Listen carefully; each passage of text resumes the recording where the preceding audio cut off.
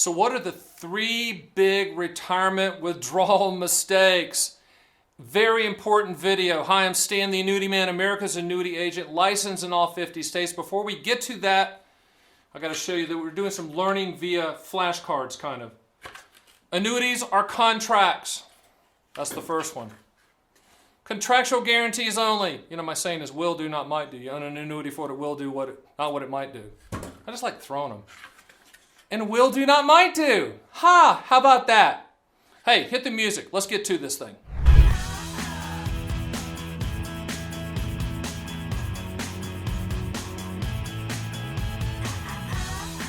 So what are the three biggest mistakes? Let's go through them quickly, and then I'm going to dig in. But I know you're saying, Stan, give me the answer. Give me the answer right now.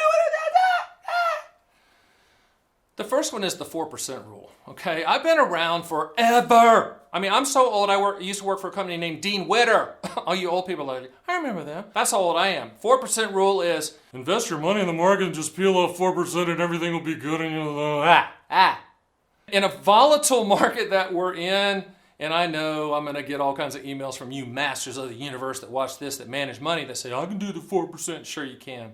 Sure you can. It's not guaranteed. The 4% rule is not guaranteed, and if you have up and down years and volatility in the markets, and I understand that a lot of the advisors out there right now at the time of this taping have never seen a down market. Spoiler alert, Sparky advisor, you're getting ready to see one sometime soon because that's how it works. Okay, and over 85% of all trades, I think I read this somewhere, but it's in that range, are non-human, computer, high velocity, black box traded. It's going to be interesting the next downturn, but the 4% rule is one of those that it's just like survived. You know, it's one of those like, you know, don't take a wooden nickel. It's one of those like 4% rule. I think it's dated. I don't think it works in the volatile markets that we're in. I wouldn't bank on it. I would have some contractual guarantees underlying your portfolio that's in non-annuities. The contractual guarantees are the annuities that pretty much do away with the 4% rule. Put in the income floor, we'll use an annuity lifetime income guarantees for that 4%, for the income that you need. The second one is the 59.5 rule. And the 59.5 rule is taking money out of, say, qualified accounts, you know, the 401ks or the IRAs. I'm going to retire when I'm 50. I'm going to retire. Easy there, Sparky, because if you take money out of an IRA without, you know, I'm going to just send me the money, you're going to get penalized. The 59.5 rule, IRS says, hello, can't take money out that's been tax deferred during all that time period until you're past age 59.5. That's the second biggest withdrawal mistake. The third biggest one, because we've done all 4% rule and then the 59.5 age rule. But the one that I see right now that is scary, and it happens every single time in raging bull markets where people think the market's going to go up and up and up and up and never going to go down. People are taking money out of contractual guarantees like principal protected products, like a multi-year guarantee annuity, cashing those in because they want to go get stock market returns. I was at a restaurant the other day, and my waiter, and nothing against waiters, okay, but my waiter was talking to his other waiter about the stock market and trading stocks. I also had a friend call me the other day and say, hey Stan, can we meet with me and my son? And I've known the son since he was in diapers, pooping on himself. Now he's in college and he wants to drop out of college and become a day trader. That's when I know the markets are at the top, when idiot stuff like that is happening. So what I'm seeing, that third biggest mistake, people are taking money out of perfectly good contractual guarantees and they're going to chase the market. I'm going to be Gordon Gekko, master of the universe, 20% returns. I'm going to buy Bitcoin. I'm going to buy all that stuff. Don't do that. Please don't do that.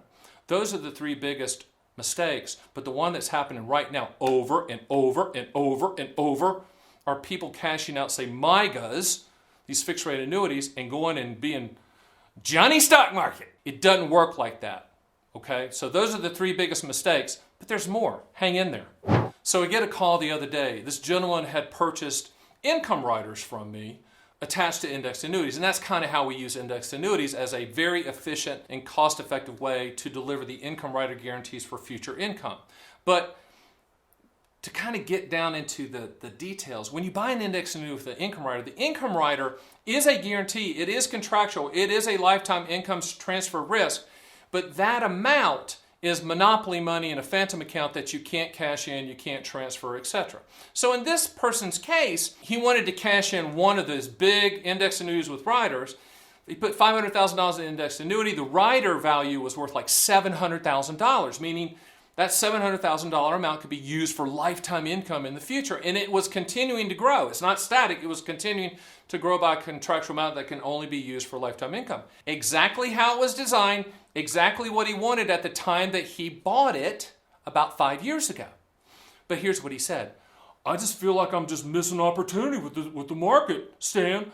What I want to do is just cash that in. I don't care about the surrender penalties. I just want to take the money. I want to invest in the stock market. I went, hold on there, Fred. Hold on. You do understand that 700 plus thousand in the income rider account is not part of when you cash it in. When you cash in that indexed annuity with the income rider, you're going to get the accumulation value. So in essence, you're going to leave, Fred, you're going to leave a couple $100,000 of benefits on the table when you cash it out. Does that make sense, Fred? I mean, seriously, I said, run the math. That's crazy talk. Eventually, I convinced him, and hopefully he's going to stick to what he told me. Yeah, I think you're right. We'll just stay.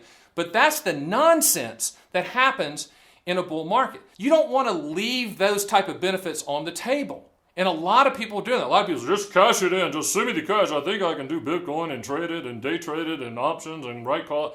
Come on, don't do that. If you want to do that, fine, but don't disrupt the contractual guarantees that are already in place, because when you try to cash that in, those benefits don't cash in, just the accumulation value does. So a question I got recently was, how do I manage my retirement withdrawals? So looking at the 4% rule where you're pulling off 4% out of your portfolio, my advice to this person was, hey, why don't we just buy a single premium immediate annuity solving for the income that you need? You're pulling out this 4%, and then you don't have to do the 4% anymore. You can just go manage the money. Spoiler alert, by the way, I've been doing this for decades.